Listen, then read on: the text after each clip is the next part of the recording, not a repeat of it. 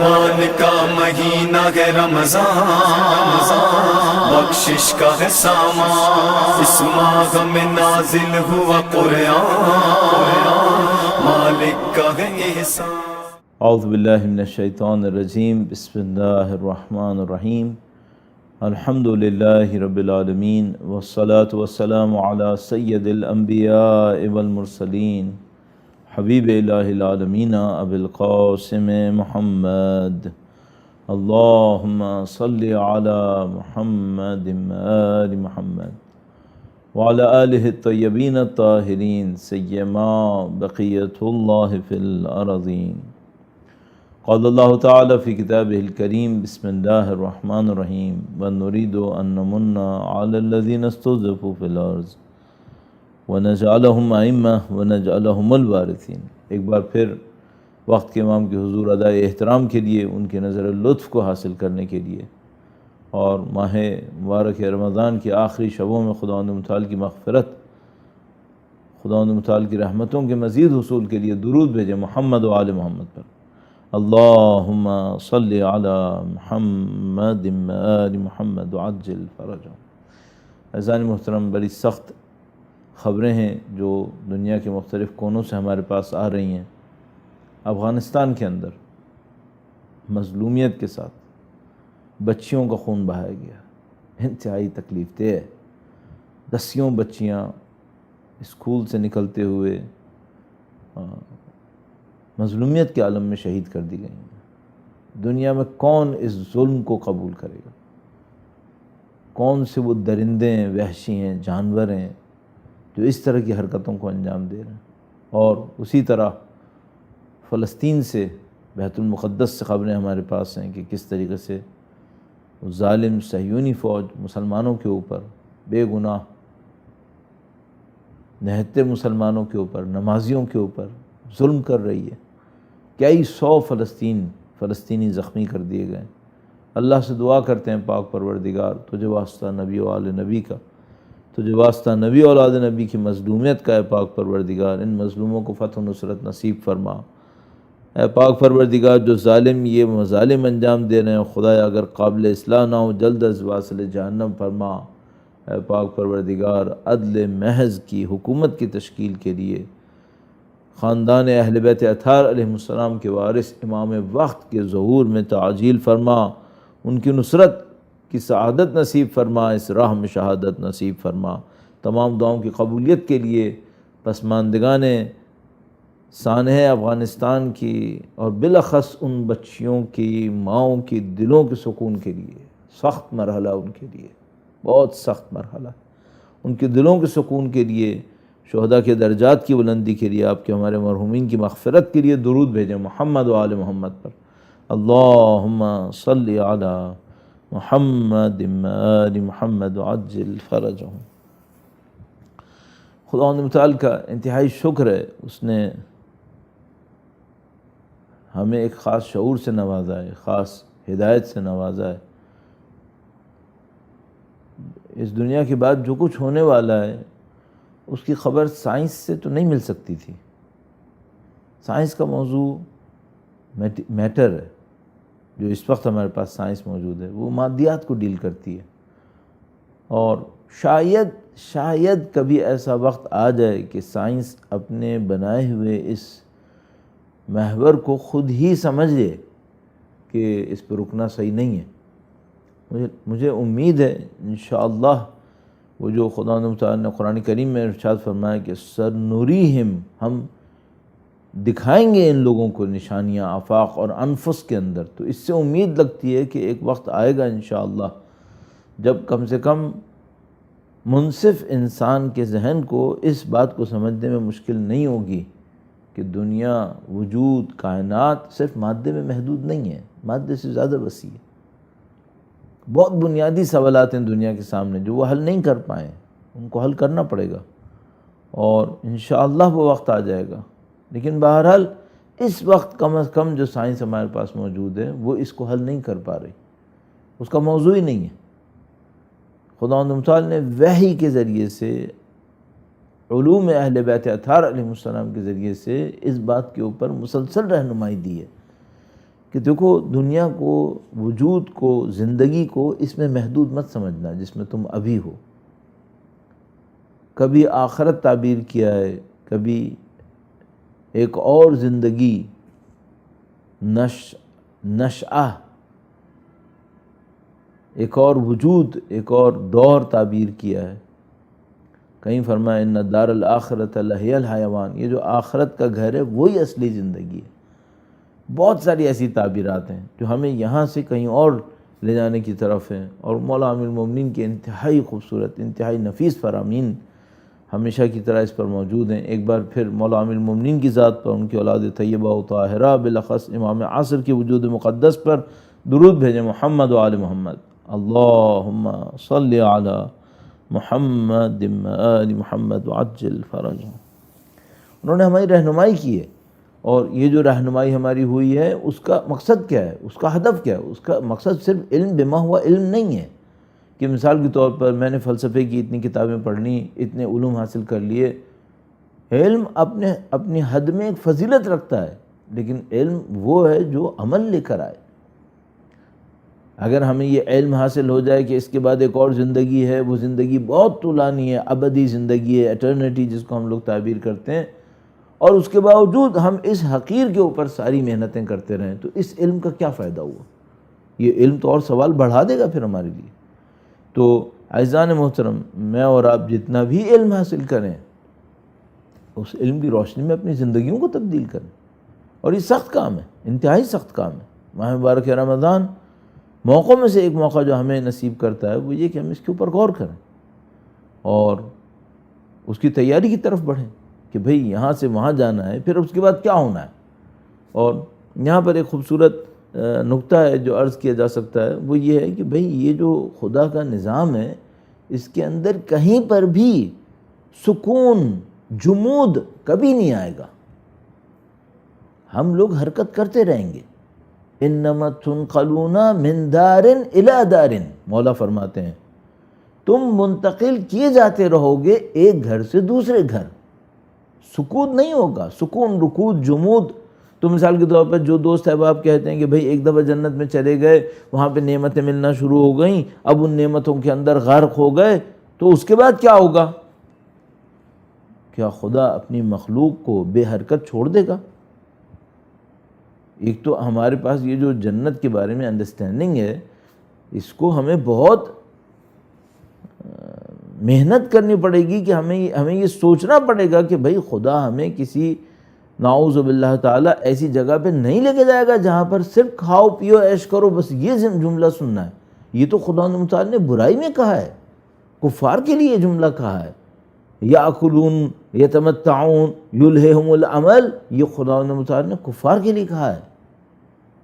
تو وہ جو مثال کے طور پر کوئی ہم سے کہے گا بھئی وہ جو جنت کے اندر لکھا ہے اتنے پھل ہوں گے، اتنے قصور ہوں گے، اتنی حوریں ہوں گی، اتنے نہریں ہوں گی، ہمیشہ خدا تعالیٰ فرماتا ہے مثل، یہ سب مثل ہے، یہ سب مثالیں ہیں.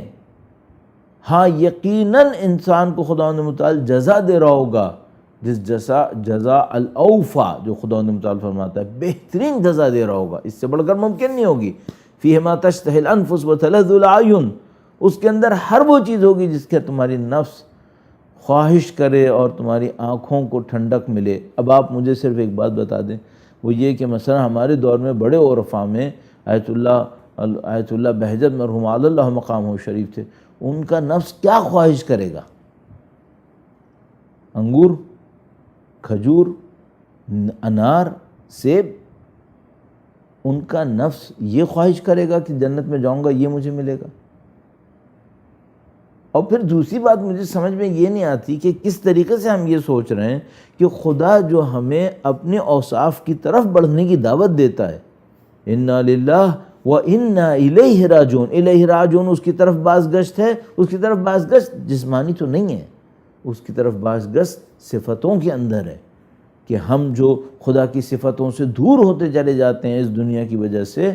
اس دنیا میں اگر پاکیزہ لوگ محنت کرتے ہیں تو یہیں پر، اور ورنہ پھر برزخ میں اور محشر میں اور دوسری مقامات کے اوپر انسان کا سفر اس خدا کی صفات کی طرف کرنا ہے. تو جب خدا ہمیں جنتوں میں لے جائے انشاءاللہ تو وہاں جا کر یہ سفر بند ہو جائے گا؟ نہیں، یہ سفر اور چلے گا. اور بڑھنا ہے پھر.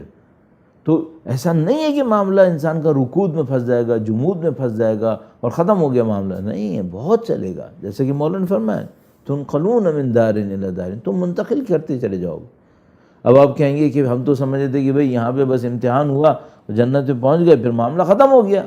یہ وہاں کی ایک اور خوبی ہوگی کہ نہ تھکاوٹ ہے، نہ سختی ہے، نہ کوئی مشقت ہے، لیکن ترقی کا لطف ہے، ترقی ہے. یہ ایک عجیب معاملہ ہے جو وہاں کے لیے چھوڑنا پڑے گا. تو لیکن اصل کیا ہے؟ اصل یہ کہ آپ کو یہاں پہ اس کو حل کرنا ہے کہ ہم نے آگے بڑھنا ہے. اب ماہ مبارک رمضان بالکل اینڈ پر ہے، اور اتنے دن ہم نے اگر عبادات کی ہیں، الحمدللہ کی ہیں، نمازیں پڑھی ہیں، روزے رکھے ہیں، قرآن کریم کی تلاوتیں ہوئی ہیں، دعائیں پڑھی گئی ہیں، زیارات پڑھی گئی ہیں، دوسرے مہینوں سے زیادہ کیا ہے. مثلا ماہ شعبان کے اندر کوئی اتنا نہیں کرتا جتنا اس نے ماہ رمضان میں کیا ہے. اب میرا ایک سوال ہے اپنے آپ سے، یہ جو سب میں نے کیا، یہ سب یہاں سے منتقل ہو کے آخرت پہ چلا گیا؟ اب میں پھر وہی ہوں جو شعبان میں تھا یا نہیں؟ یہ جو عبادتیں میں نے ماہ رمضان میں کی ہیں، یہ میرے وجود میں اسٹور ہوئی ہیں کہیں، ان کا میرے وجود پر بھی کوئی اثر پڑا ہے. تو مثال کے طور پر میں ماہ شعبان میں ایک انسان تھا، اس انسان نے اگلے مہینے ماہ مبارک رمضان کے اندر روزے رکھے، عبادتیں کی، نماز پڑھی، یہ کیا وہ کیا، اس انسان کے وجود پر ان عبادتوں کا اثر ہوا ہے یا نہیں ہوا ہے؟ یا نہیں یہ سب یہاں سے منتقل ہو گیا آخرت، اب میں آخرت میں ملوں گا؟ تو تمام ہمارے پاس جو تعلیمات ہیں وہ کہتی ہیں نہیں، یہ اس انسان پر اثر پڑا ہے، یہ ایک اور انسان ہوگا. یعنی جو شعبان میں تھا اس سے ایک اپ گریڈڈ انسان ملے گا آپ کو ماہ مبارک رمضان کے اینڈ تک آتے آتے. تو وہ جو میں نے شاید آپ کی خدمت میں عرض کیا کہ وہ بڑے عارف تھے رجب علی خیاط، تو وہ بعض اوقات اپنے شاگردوں کا چہرہ دیکھ کر ان کو بتا دیتے تھے کہ ماشاءاللہ ترقی کیا آپ نے، ماشاءاللہ آپ نے ہمت دکھائی ہے. اور بعض اوقات چہرہ دیکھ کر ان کو بتائے تھے کہ بھئی آپ جو ہیں وہ محنت کی ضرورت ہے آپ کو. تو بھئی یہ جو ہم نے ایک مہینہ گزارا، اس کا ہم پر کوئی اثر پڑا یا نہیں پڑا؟ اگر کہیں کہ پڑا ہے انشاءاللہ، تو شعبان کو چیک کر لیجئے گا رمضان کے بعد والے مہینے شوال سے، کہ بھئی یہ جو ماہ شعبان میں ہم تھے، اب ماہ شوال کے اندر، شوال میں بہتر ہونا چاہیے نا. پھر ہمیں کیا بہتری آئی ہے؟ یہ جو بہار آئی، اس بہار نے ہمیں کیا دیا ہے؟ آخری دنوں میں میرے خیال میں سب سے اہم موضوع جس کے اوپر کام کرنا چاہیے وہ یہ کام ہے. اور اس کا حل میں آپ کی خدمت میں عرض کرنے کی کوشش کروں گا کہ بھائی میرے جیسا آدمی اگر اس بات کو سوچے تو پھر کیا بہتری توقع کرے، یہ بھی دیکھنا پڑتا ہے نا. کیا ایکسپیکٹ کروں کہ بھئی ٹھیک ہے بہتری آنی چاہیے، کیا بہتری آنی چاہیے، یہ میں آپ کی خدمت میں چند جملوں میں عرض کروں گا. درود بھیجے گا محمد و آل محمد پر. اللہم صلی علی محمد آل محمد وعجل فرجہم. پچھلے عرائض میں عرض کیا تھا آپ کی خدمت میں، انسان کی زندگی کا سب سے بڑا سرمایہ اس کی عادتیں ہوتی ہیں، بہت بڑا سرمایہ. اچھی ہوں تو اچھا سرمایہ ہے، بری ہوں تو پھر ظاہر ہے برا سرمایہ. اچھی عادتیں بہت بڑا سرمایہ ہوتی ہیں. اس ماہ مبارک رمضان نے میری عادتوں میں کیا ترقی دی ہے، اس کو چیک کر لیجئے گا. کون سی عادتیں میری بہتر ہوئی ہیں، اس کو دیکھ لیجئے گا. اور ہر ترقی کا آپ کے اوپر ایک اثر پڑے گا، کردار کے اوپر، بیہیویئر کے اوپر، پرسیپشن کے اوپر، کیسے آپ نے کائنات کو دیکھنا ہے. تو چلیے، چونکہ میں نے شروع میں 2 سانحات کی طرف اشارہ کیا، اور پہلے دن ہم نے ایک بات عرض کی تھی، اس سے بھی مجھے متصل کرنا اور استغفار کے بارے میں بھی عرض کرنا ہے. ان تینوں کو ملانے کی کوشش کرتا ہوں. جو انسان اللہ کی طرف بڑھ رہا ہوتا ہے، اس کے دل میں رحم بڑھتا ہے یا نہیں بڑھتا ہے؟ پہلے دن شاید آپ کی خدمت میں یا دوسرے دن عرض کیا تھا کہ کتب علی نفسہ الرحمہ، اس نے اپنے اوپر رحمت کو لکھ دیا. افضل الانبیاء کو جو بنا کے بھیجا تو وہ رحمت للعالمین تھے. کوئی نبی کی شریعت پر عمل کرنے والا اگر دوسرے انسانوں کے لیے اپنے دل میں رحم احساس نہ کرے بہت مشکل ہے کہ وہ کہے میں شریعت پہ صحیح عمل کر رہا ہوں، یہ ذرا مشکل ہے۔ تو اب آپ کو اور مجھے اپنے اندر یہ دیکھنا پڑے گا کہ یہ جو ہمارے دل کے اندر رحم تھا، دوسروں کے لیے رحم دلی تھی، یہ بڑھ رہی ہے یا نہیں بڑھ رہی؟ اب دیکھیے ہمارے پاس واضح آیہ کریمہ ہے، نبی کے نام کی جو سورہ مبارکہ ہے، سورہ محمد، اللہم صلی علی محمد و آل محمد، ظاہراً اسی میں الاشداء علی الکفار رحماء بینہم، یہ صفت خدا متعال دیکھنا چاہتا ہے ہمارے اندر۔ تو میں اپنے آپ سے ایک سوال کرتا ہوں،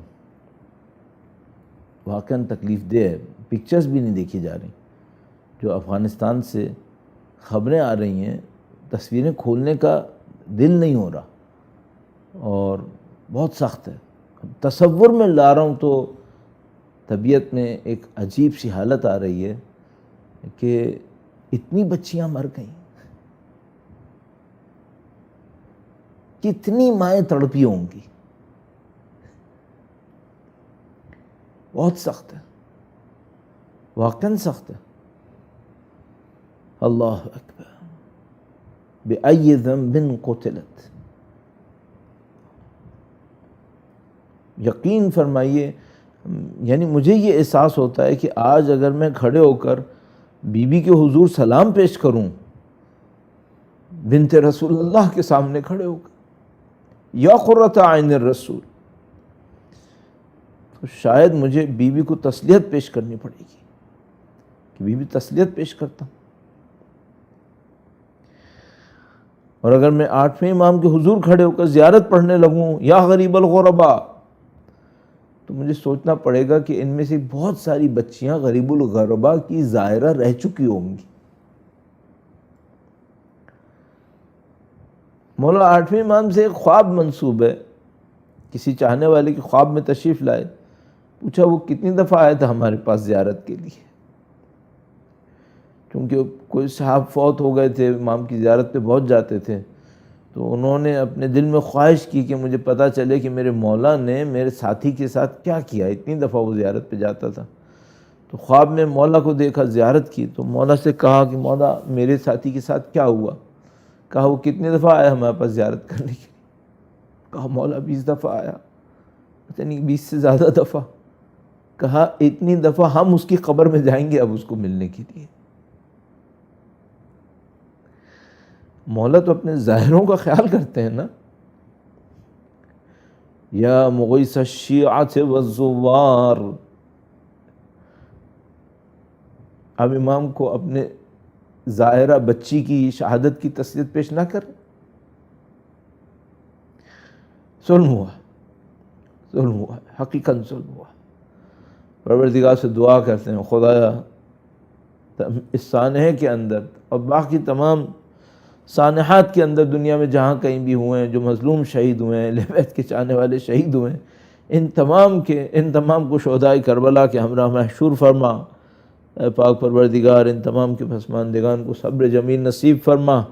اے خدا، تجھے تیری عدل کا واسطہ، خداوند تیری جباریت کا، قہاریت کا واسطہ، جن ظالموں نے ظلم کیا ہے انہیں قابل اصلاح نہ ہو تو واصل جہنم فرما، بدترین عذاب میں مبتلا فرما۔ اے پاک پروردگار، درود بھیجے گا محمد و آل محمد پر، اللہم صلی علی محمد و آل محمد وعجل فرجہم۔ تو عزیزان محترم، ایک حالت دل کے اندر ایجاد ہونا بہت ضروری ہے، جس کو ہم لوگ کیا کہتے ہیں؟ اس کو ہم تعبیر کرتے ہیں رقت۔ البتہ انسان بہت عجیب ہے، کبھی ایسا ہوتا ہے کہ انسان کا دل رقیق ہو جاتا ہے، وہ چھوٹی چھوٹی بات پہ رونے لگتا ہے، اللہ کی یاد میں آنے لگتا ہے، کبھی ایک دم سے دل شقی ہو جاتا ہے، سخت ہو جاتا ہے۔ یہ بڑی عجیب حالت ہوتی ہے۔ بعض اوقات میں نے نوٹ کیا اپنی زندگی میں، جب دیکھتا ہوں کہ مثلا میں دعائے کمیل پڑھنا شروع کیا، بڑا اچھا دل چاہ رہا تھا جناب، اور مثلا دل بھی رقیق تھا اور آنسو بھی نکلنے کو تیار، پھر دیکھا اب تھوڑی سی پڑھنے کے بعد اب دل نہیں چاہ رہا، اور اب لگ رہا ہے کہ جیسے وہ حال ہی ختم ہو گیا۔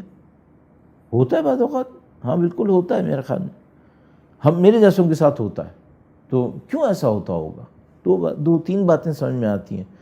ایک تو یہ کہ مجھے سمجھ میں آتا ہے کہ پیچھے ہماری زندگیوں میں کچھ گناہ ایسے ہوتے ہوں گے کہ جو ہمیں ایک حد سے آگے نہیں جانے دیتے. ایک حد تک ہم چلے جاتے ہیں، اس کے بعد آگے نہیں جا سکتے. کیوں؟ اس کے بعد پھر اس گناہ کے ساتھ جانا ممکن نہیں ہے. پھر اس گناہ کو پہلے دھونا پڑے گا، اس کے بعد نہیں جا سکتے. البتہ ہم وہ خوش قسمت بھی نہیں ہوں شاید کہ وہ چیز اس حد تک پہنچ جائیں. تو ایک اور بات سمجھ میں آتی ہے، وہ کیا؟ کبھی بیٹھے بیٹھائے دماغ میں کوئی ایسا شیطانی حربہ آنے لگتا ہے، شیطانی خیال آتا ہے اور انسان اس کو ریجیکٹ نہیں کرتا. گویا قبول کر لیا تو پھر کیا ہوا؟ پھر یہ ہوا کہ جو حال ملا تھا وہ حال ہاتھ سے نکل گیا. لب لباب کیا ہے؟ لب لباب یہ اپنے آپ کو آزاد مت چھوڑو، اپنے اوپر گرفت رکھو. لہذا ہمارے پاس وہ دعا ہے، دعا قنوت کے اندر بھی پڑھتے ہیں یہ لوگ، ربنا لا تکلنا الی انفسنا طرفۃ عین ابدا. خدایا ایک پلک جھپکنے کے لیے ہمیں ہمارے حال پہ نہ چھوڑ، ہم ختم ہو جائیں گے. ایک پلک جھپکنے کے لیے ہمیں ہمارے حال پہ نہ چھوڑ. ایک حرز بہت مشہور ہے بیوی کے نام سے، بیوی کی ذات پر درود بھیجیں، محمد و آل محمد، اللہم صلی علی محمد آل محمد وعجل فرجہم. یہ بہت پہلے کی بات ہے، میرا خیال ہے شاید 88-89 کی بات ہے. جنگ کا زمانہ تھا اور قم میں تھے ہم. تو وہاں پر ایک دفعہ بمباری ہو رہی تھی. قم کے مختلف زمانے میں بمباریاں ہوئی ہیں قم پر. تو ایک زمانہ آیا تھا جب اسی طرح راکٹس، میزائلز وغیرہ آتے تھے. کبھی وہ ایریل فائرنگ بھی ہوتی تھی، جہاز سے آتے تھے، بمباری ہوتی تھی. تو وہ زمانہ تھوڑا ایسا زمانہ تھا کہ انسان اس بات پہ سوچتا تھا بھائی اپنی حفاظت کیسے کرنی ہے. اور یہ تو وہ ہمارے ایک دوست تھے، انہوں نے ہمیں بتایا کہ بھائی یہ اس سے پہلے جب انقلاب آیا تھا تو منافقین شہروں کے اندر لوگوں کو مار رہے تھے. اس میں شہید مطہری جیسے لوگ بھی آپ کو پتہ ہے کیسے شہید ہوئے. تو کہنے یہ کہ اس زمانے میں کچھ لوگوں نے یہ تجربہ کیا کہ جن لوگوں کے پاس بیوی کے نام کا وہ حرز ہوتا تھا ان کو کوئی نقصان نہیں پہنچتا تھا. اب ممکن ہے لوگوں نے تجربے کیے ہوں، میں نہیں کہہ رہا کہ حرز کل علت ہوگا بچنے کی. ممکن ہے کہ بھئی کچھ اور اچھے اعمال اس حرز کی وجہ سے ہوتے ہوں گے، بہرحال سلسلہ ہوتا ہوگا، لیکن ظاہر بیوی کے نام کا حرز ہے تو اثر تو ہوگا یقیناً. تو وہ حرز میرا خیال میں اہم ہے. اگر آپ کو بھی کبھی موقع ملے، کچھ چھوٹی سی عبارت ہے، بسم اللہ الرحمن الرحیم، یا حی یا قیوم برحمتک استغیث فاغثنی ولا تکلنی الی نفسی طرفۃ عین ابدا واصلح لی شأنی کلہا برحمتک یا ارحم الراحمین. درود بھیجے گا محمد و آل محمد پر، اللہم صلی علی محمد آل محمد وعجل فرجہم. ابھی یہ حرز ذہن میں آیا تو میرے ذہن میں ایک اور بات بھی آ گئی، میں نے کہا وہ بھی عرض کر دوں آپ کی خدمت میں. موضوع سے تو تھوڑا سا ہٹ رہے ہیں، لیکن یہ ہے کہ اچھا ہے، شاید کسی کے کام آئے اور فائدہ ہوگا اس سے. ابھی کچھ وقت پہلے پتہ نہیں آیت اللہ رضمہ مرحوم بہجت کے حوالے سے یہ سننے میں آیا تھا اور لوگ اس کو کافی دہراتے ہیں. پھر میں نے دیکھا نہیں، روایت کے اندر بھی موجود ہے، ایک روایت بھی ہے اس کے اوپر. اور اس روایت میں فرمایا کہ صبح شام، اب صبح شام کا مطلب معمولاً جو مجھے سمجھ میں آتا ہے وہی کہ فجر کی نماز کے پہلے بعد یا مثلا مغرب عشاء کی نماز کے تھوڑا پہلے تھوڑا بعد. صبح شام سے مجھے ہی سمجھ میں آتا ہے. تو کہا کہ صبح شام اس جملے کو ادا کریں 3 مرتبہ اور شروع اور آخر میں درود بھیجیں. یعنی درود بھیجیں، پھر یہ جملہ 3 مرتبہ کہیں، پھر درود بھیجیں. تو خدا متعال حفاظت فرمائے گا، پناہ میں اپنی رکھے گا. جملہ کیا ہے؟ اللہم اجعلنی فی درعک الحسینہ التی تجعل فیہا من ترید. دیکھیے اب اچھا واقعہ بھی یاد آ گیا. آغا نے یہی جملہ، آپ نے یقیناً کلپ میں دیکھ لیا ہوگا، میں کوئی نئی خبر نہیں دے رہا ہوں آپ کو، آپ نے دیکھ لیا ہوگا. آغا نے یہی جملہ سید حسن نصر اللہ کو کہا تھا کہ آپ صبح شام پڑھیے گا اسے، اسی طرح درود 3 دفعہ یہ جملہ پھر درود. آقا بہجت نے فون کر کے کہا تھا آقا نصر اللہ کو. تو آقا نصر اللہ فرماتے ہیں کہ سید کے میں خود تعجب کر رہا تھا کہ آقا بہجت مجھے فون کر کے یہ بتا رہے ہیں. تو پھر کہنے کہ میرے گھر پہ حملہ ہوا اور مجھے احساس ہوا کہ جیسے آقا بہجت کے اس جملے نے حفاظت کی ہے, اس ورد نے جو انہوں نے بتایا تھا مجھے, اس نے میری حفاظت کی ہے. روایت ہے اس کے اوپر. تو درود بھیجیں اور اللہم اجعلنی فی درعک الحسینہ التی تجعل فیہا من ترید, اے خدایا مجھے اپنے اس قلعے میں قرار دے دے جس میں تو صرف ان کو رکھتا ہے جن کو تو چاہتا ہے. یہ عجیب جملہ ہے واقعہ. اور صبح شام کہے اور پھر مطمئن رہے. اس کے بعد کچھ لوگوں نے کہا کہ ہاں اس میں ایک آیہ کریمہ بھی اور پڑھے اس کے بعد. وہ کیا ہے کہ فاللہ خیر حافظا وہو ارحم الراحمین, فاللہ خیر حافظا وہو ارحم الراحمین.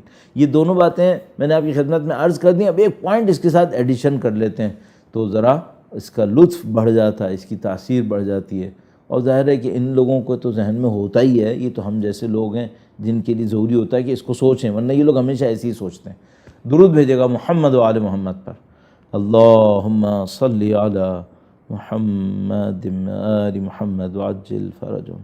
کیا سوچیں ان جملوں کو پڑھتے وقت؟ بی بی کا حرز پڑھ رہے ہیں آپ, یا وہ درود پڑھا آپ نے اللہم اجعلنی فی درعک الحسینہ التی تجعل فیہا من ترید.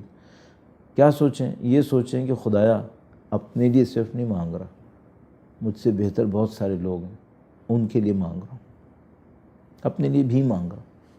مثلا آپ انصاف سے دل پہ ہاتھ رکھ کے میں آپ سے کہوں گا, اگر آج آپ سے کوئی کہے کہ روئے زمین کے اوپر ہمارے امام غیبت کے اندر ہیں, ہماری جانیں ان پر نثار,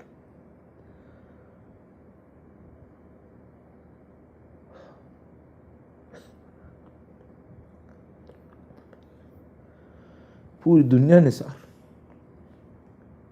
وہ جو جملہ ہے نا بے ابی انت و امی, اے امام میرے ماں باپ آپ پر نثار, اس کا مطلب کیا ہوتا ہے؟ تو میں سوچتا تھا بھئی کوئی اپنے ماں باپ کو تھوڑی قربان کرنے کی اجازت رکھتا ہے. مثلا اس کا مطلب کیا ہے؟ تو کسی نے مجھے بہت اچھا بتایا, کہنے کہ اس کا مطلب یہ ہے کہ اگر مجھے اپنے امام کو بچانا ہے, دوسری طرف ماں باپ کو بچانا ہے, کس کو بچاؤں گا؟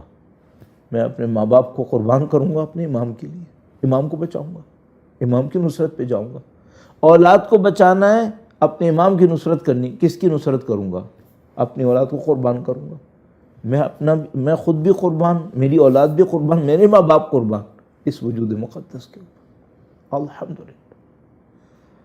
اور بس ایک جملہ اس سلسلے میں اور عرض کروں, مجھے وہ بات بھی کہنی ہے, وہ یہ کہ کوئی آپ اپنے ذہن میں تحلیل کریں, تجزیہ کریں. دیکھیں ہم پولیٹیکل سائنس کے اسٹوڈنٹ ہیں اور ہمارا کام انالیسس کرنا ہوتا ہے, کبھی کبھی اسٹریٹجیز ڈیولپ کرنا. تو ہم جب انالیسس کرتے ہیں اس بات کا کہ ہماری زندگی میں امام کی نصرت کے سوا کوئی اور آپشن ہے, تو ایک بات سمجھ میں آتی ہے, کوئی آپشن نہیں ہے, نہیں, باقی سب بربادی ہے.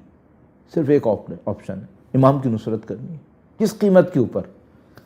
چاہے میرے اندر ہمت نہ ہونا ابھی. مثلا کوئی مجھ سے کہے تم کیا یہ کر سکتے ہو کہ دشمن تمہارے ٹکڑے ٹکڑے کرے؟ شاید میں کمزور انسان ہوں, میں نہیں کر پاؤں گا, اس کو برداشت نہیں کر پاؤں. لیکن اگر کوئی مجھ سے کہے کہ یہ ہوگا یا امام کی نصرت کرو تو یہ ہوگا, ورنہ نہیں کرو تو بچ جاؤ, تو پھر میں کہوں گا بھائی یہ جو تم کہہ رہے ہو نا بہت سخت ہے, شاید میں برداشت نہ کر سکوں, لیکن میں پھر بھی امام کی نصرت کروں گا. کیوں؟ اس کے علاوہ آپشن نہیں ہے میرے پاس, مجھے کرنی ہے ہر صورت میں. تو مثلا میں یہ سختی نہیں جھیل سکتا, سختی جھیل سکتا ہوں یا نہیں جھیل سکتا, لیکن میں نصرت نہیں چھوڑ سکتا. وہ آپشن نہیں ہے جس کو اگنور کیا جا سکے. تو یہ ہم سب کے ساتھ ہے الحمدللہ رب العالمین.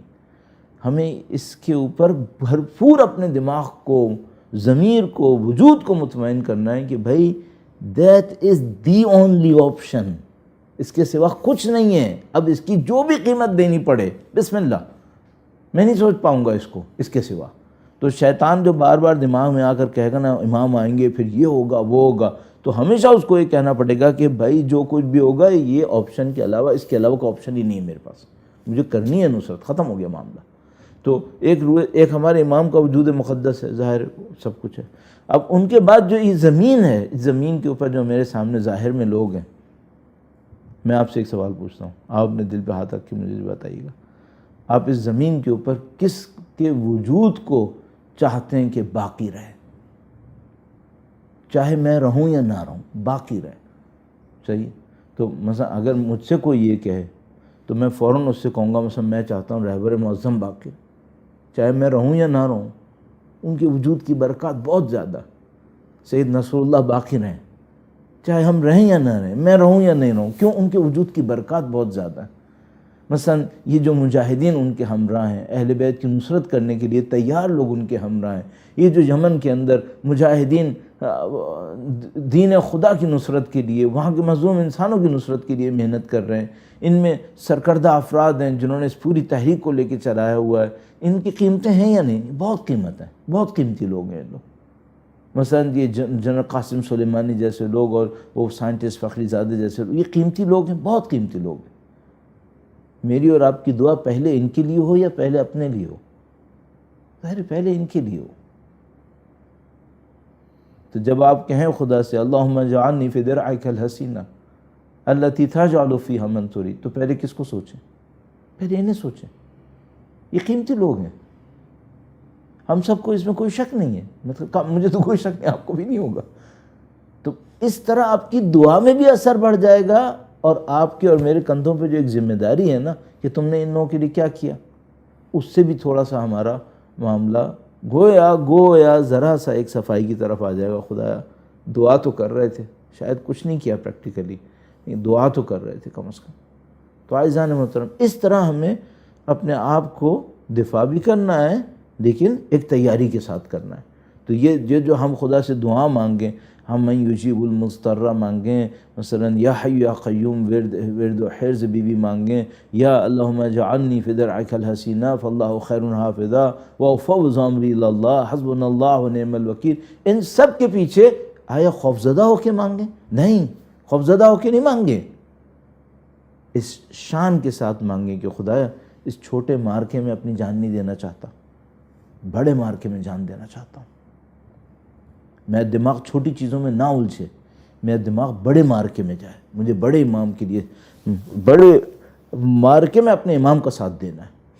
تو اس طرح میرے آپ کی نظر بڑی ہدف کی طرف رہے گی، اور میری اور آپ کی نظر میں ایک بلندی آئے گی، ایک وسعت آئے گی، اور حقیقت یہ ہے کہ ہم اور آپ کو اس دنیا سے جو لے کے جانا ہے وہ پازیٹیو اٹیچمنٹس ہیں، دنیا سے اٹیچمنٹ نہیں رکھنی ہے۔ کیوں؟ ان سے اٹیچمنٹ رکھیں گے پستی آئے گی۔ کس سے اٹیچمنٹ رکھنی ہے؟ سپیریئر ریالٹیز سے، سپیریئر ایگزسٹنس سے، اہل بیت اطہار علیہ السلام سے۔ تو اس طرح پھر ہمارے اندر ایک شان، نئی شان، بڑھتی بھی شان آتی ہے۔ اور بس میں متصل کروں کل والی بات سے، وہ یہ کہ اس میں کہاں رکاوٹ بنتی ہے؟ گناہ، پیچھے کے گناہ۔ بس اس کے استغفار پہ بہت محنت کرنی پڑے گی، اس کے استغفار پہ بہت محنت کرنی پڑے گی۔ اب ایک نسخہ جو یہ لوگ سکھاتے ہیں اس کو میں آپ کی خدمت میں عرض کرنے کی کوشش کرتا ہوں۔ کل استغفار کے بارے میں عرض کر چکا ہوں، یستغفرون بالاسحار عرض ہو چکا ہے، محسنین کی صفت خداوند متعال ارشاد فرماتا ہے۔ تو ایک نسخہ اور آپ کی خدمت میں عرض کرتا ہوں، درود بھیجے گا محمد و آل محمد پر، اللہم صلی علی محمد و آل محمد وعجل فرجہم۔ یہ جو ہم بول رہے ہوتے ہیں بعض اوقات تھوڑا سا پیشنیٹ ہو جاتے ہیں، جذبے میں آ جاتے ہیں، جوش میں آ جاتے ہیں، تو بعض اوقات تو یہ خود نفس پرستی ہوتی ہے، آدمی اپنی خطابت کی شان میں آ جاتا ہے کہ میں مثلا کوئی کیا خطیب ہو گیا ہوں، یہ ہو گیا ہوں، وہ ہو گیا ہوں۔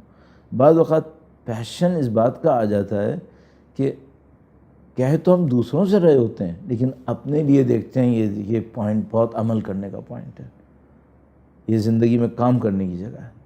تو اس میں بھی ایک جذبہ بھی آتا ہے اندر، تو یہ کہنا دو طرفہ فائدہ دیتا ہے، آپ کو بھی شاید کوئی فائدہ ہوتا ہو، ہمیں فائدہ ہوتا ہے کہ اپنے ذہن میں آتا ہے کہ نہیں دیکھو یہ کرنے کا کام ہے۔ تو ایک واقعہ میں بیان کرتے ہیں، کہتے ہیں کہ کوئی عارف تھے، کوئی عالم تھے، ان کو کسی نے کہا کہ آغا اگر آپ کی زندگی میں مثلا صرف 1 گھنٹہ رہ جائے یا 1 دن رہ جائے، مثلا کوئی ایسی کوئی بات کہی گئی، آپ کون سی عبادت کرنا چاہیں گے؟ ظاہر ہے ایک آدمی کے پاس ٹائم بہت کم ہے، اب اس کم ٹائم میں کیا کرے اس کے لیے کہ آخرت میں ذخیرہ بن جائے. یہ آخرت کے ذخیرے ہونے بڑا مسئلہ ہے. آخرت کا ذخیرہ ہونا بہت بڑا مسئلہ ہے، واقعاً بہت بڑا مسئلہ ہے. تو اب میں نے ان ماؤں کا تذکرہ کیا نا جن کی بچیاں شہید ہوئی ہیں. سخت ہے. یہ آخرت کا ذخیرہ ہے، یہ بچیاں آخرت کا ذخیرہ ہیں، یہ جو شہید ہوئی ہیں اس طرح سے.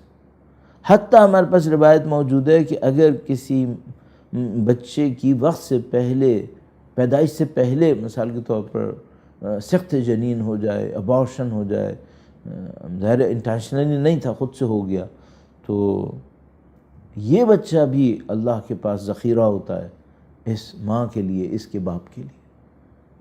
یہ بھی ذخیرہ ہوتا ہے. خدا ہے. پھر ایک ماں اپنے بچے کو دے ہاتھ سے تو کہ خدا اس کی تکلیف کو نہیں سمجھتا، خدا تکلیف سمجھتا، تو وہ بھی ذخیرہ بن جاتا ہے. ٹھیک ہے. اب وہ مثال کے طور پر کسی نے کہا کہ آغا صاحب آپ کے پاس ٹائم بہت کم ہے، آپ کو مرنا ہے مثلاً، تو آپ کون سا عمل عبادی انجام دینا چاہیں گے؟ عجیب جواب دیا. انہوں نے کہا کہ میں فوراً باہر جا کر دیکھوں گا کسی مومن کو میری مدد کی ضرورت ہو اور میں وہ انجام دے سکوں. اس سے بڑھ کر عبادت مجھے نظر نہیں آ رہی. یا اللہ، مثلا اگر میں اپنے لیے سوچتا تو میں سوچتا میں استغفار کروں گا، مثلا کوئی ورد کروں گا، اور مثلا کوئی اور ایسا کوئی کام سوچوں گا. انہوں نے کہا نہیں، میں کسی مومن کی مشکل کو حل کروں گا، کسی دکھی دل کو سکون دوں گا، میں یہ کروں گا فوراً. کیوں؟ اس میں جو ذخیرہ آخرت تیار ہوتا ہے اور کسی کام سے تیار نہیں ہوتا. اب مجھے توبہ کرنی ہے اپنے بہت سارے گناہوں کی جن کا مجھے حساب کتاب نہیں پتہ مثلا، تو میں کیا کروں؟ کسی دکھی دل کے دکھ کو ختم کر لوں، اس کے دل میں خوشی داخل کر لوں کسی طریقے سے. یہ جو کام ہوتا ہے یہ بہت سارے گناہوں کو اکٹھا صاف کروا دیتا ہے بعض اوقات. اب ایک جملہ مجھے یاد آ رہا ہے، بعض جگہ بولتا ہوں تو کسی نے مجھے کہا کہ آپ نے ایسے نہیں کہنا چاہیے تھا آپ کو، لیکن اب ہے لکھا ہوا بھی ہے تو اس میں لکھتے ہیں کہ مثلا کوئی ایک عالم تھے، وہ بہت بڑے عارف بنے، تو ان کو کسی نے پوچھا کہ آپ اتنے بڑے عارف کیسے بنے؟ تو معذرت کے ساتھ شاید آپ کو بھی برا لگے، انہوں نے کہا کہ ایک کتیا کے آنسو کام آئے. تو انہوں نے کہا وہ کیسے؟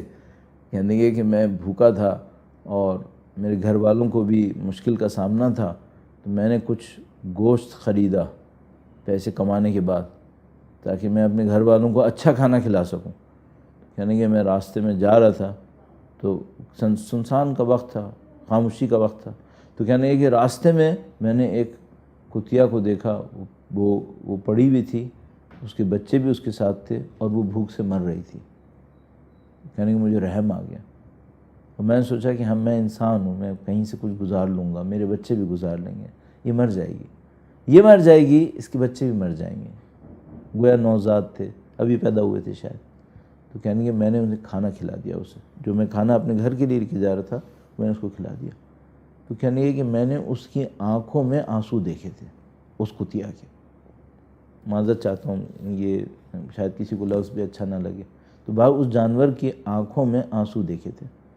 تو کہنے کہ میں نے اس کے بعد احساس کیا کہ میرا یہ عمل خدا کی بارگاہ میں قبول ہو گیا، اور اس کے بعد مجھے معنوی ترقی ملی.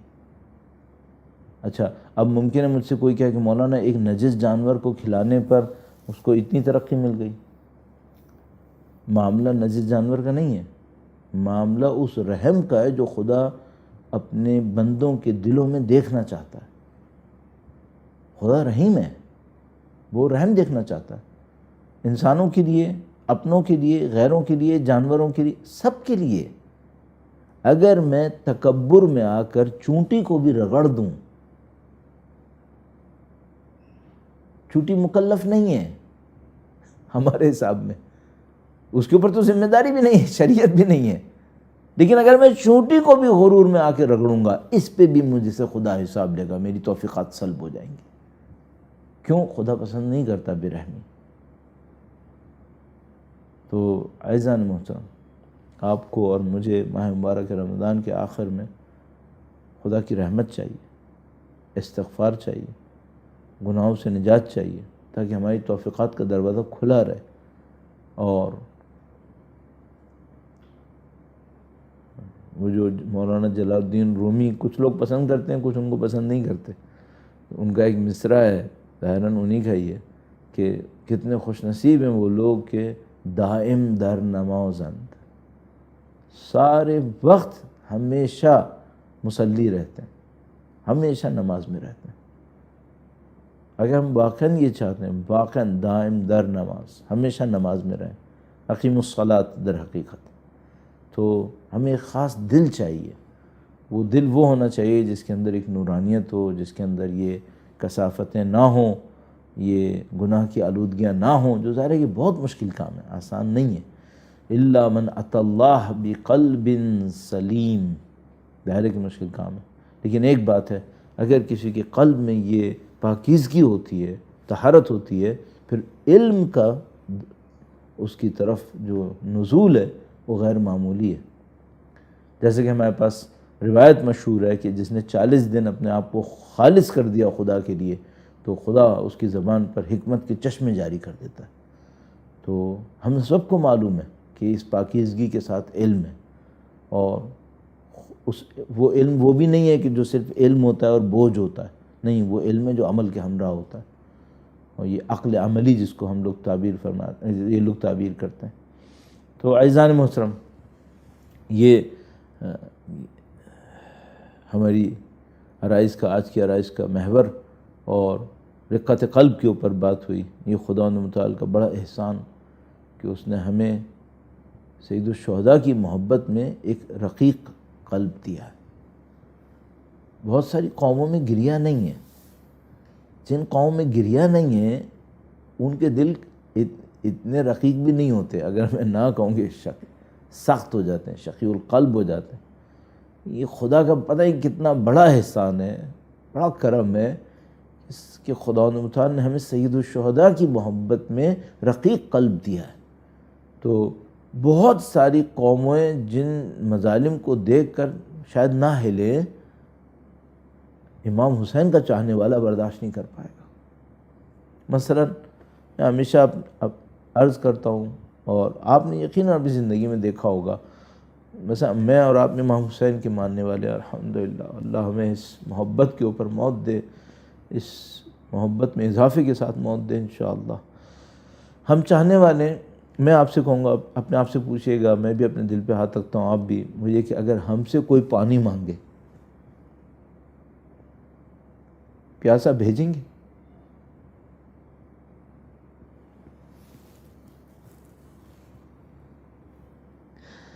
کیسے بھیجتے؟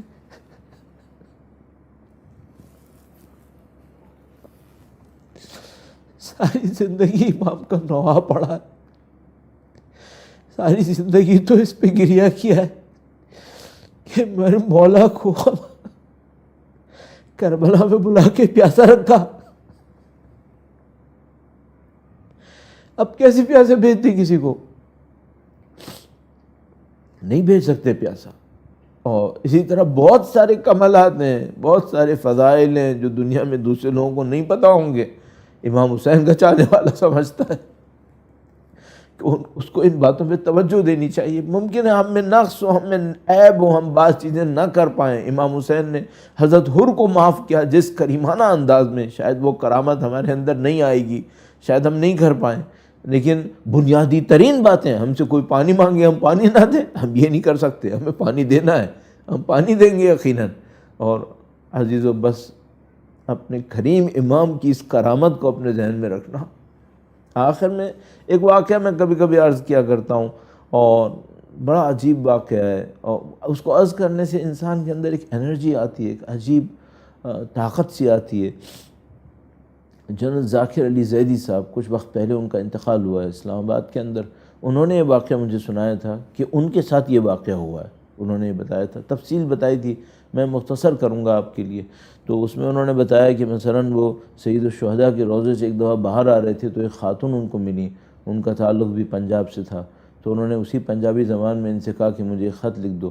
انہوں نے کہا کہ میرے پاس ابھی کاغذ قلم نہیں ہے، آپ کل دوبارہ آؤ، میں لکھ کے دے دوں گا آپ کو. تو وہ دوبارہ کل ملاقات ہوئی، انہوں نے آ کر ان کے لیے خط لکھا، تو وہ خط سے انہوں نے اندازہ لگایا کہ یہ جو ضعیفہ ہیں یہ کافی عرصے سے یہاں پر ہیں۔ تو انہوں نے پوچھا کہ آپ کافی عرصے سے ہیں؟ تو انہوں نے کہا میں کافی عرصے سے ہوں، 20 سال سے اوپر کوئی وقت بتایا انہوں نے، مجھے بھی ان سے سنے کافی وقت ہو گیا، تو 20 سال سے اوپر وقت بتایا۔ تو انہوں نے پوچھا کہ آپ کون ہے آپ کے ساتھ؟ تو ضعیفہ نے بتایا کہ میرے ساتھ کوئی نہیں ہے، میں اکیلی ہوں۔ تو انہوں نے کہا بھائی آپ کے شوہر، آپ کا بھائی، کوئی بیٹا، کوئی مرد تو ہوگا؟ اس نے کہا نہیں کوئی نہیں ہے میرے ساتھ، میں اکیلی ہوں۔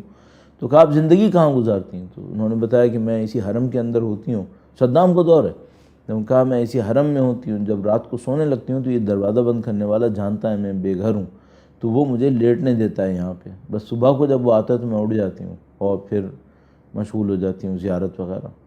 تو انہوں نے کہا یہ بڑی عجیب بات ہے، اور اب یہ صدام کا دور ہے، دیکھیے آج کے جیسے زمانہ نہیں ہے، صدام کے دور میں وہاں پہ تو آنے پہ بھی بندش ہوتی تھی، پابندیاں اور یہ ساری باتیں۔ تو انہوں نے ان سے ایک جملہ کہا، اور یہ میرے مصائب کا جملہ ہے، مصائب پڑھنا چاہ رہا ہوں اس جملے کے اوپر۔ جنرل صاحب نے ان سے کہا کہ بی بی کھاتی پیتی کہاں ہو؟ نہ کوئی ساتھ، نہ کوئی دیکھنے والا۔ تو ضعیفہ نے ایک جملہ کہا، اس نے کہا بیٹا یہ جو امام ہے نا، یہ یہاں کربلا میں بھوکا پیاسا شہید ہوا ہے، اب یہاں کسی کو بھوکا پیاسا نہیں مرنے دیتا ہے۔ تو انہوں نے کہا تم کربلا میں داخل ہو گئے نا، اب نہیں بھوک پیاس، اب معاملہ ختم ہو گیا، اب تم امام کے ساتھ ہو۔ یہ تو ضعیفہ نے 10 سال پہلے کہا تھا نا، اب ہم کروڑوں انسان کو جاتے دیکھ رہے ہیں، کروڑوں انسان امام حسین کی دسترخوان پہ کھڑے ہیں، ہے کوئی بھوکا، ہے کوئی پیاسا؟ عزیزو اگر ہمارے اور آپ کے دلوں میں امام حسین کی سچی محبت ہوئی تو جو امام حسین ہمیں دنیا میں بھوکا پیاسا نہیں رہنے دے رہے نا، وہ ہماری قبروں میں بھوکا نہیں رکھیں گے، وہ ہمیں محشر میں پیاسا نہیں رکھیں گے۔ سنبھال لیں گے ہمیں۔ اللہم صلی علی محمد وآل محمد وعجل فرجہم۔ پروردگار تجھے واسطہ نبی اولاد نبی کا، ان کی سچی اور پاکیزہ محبت ہمارے دلوں میں قرار فرما، اس میں مزید اضافہ فرما۔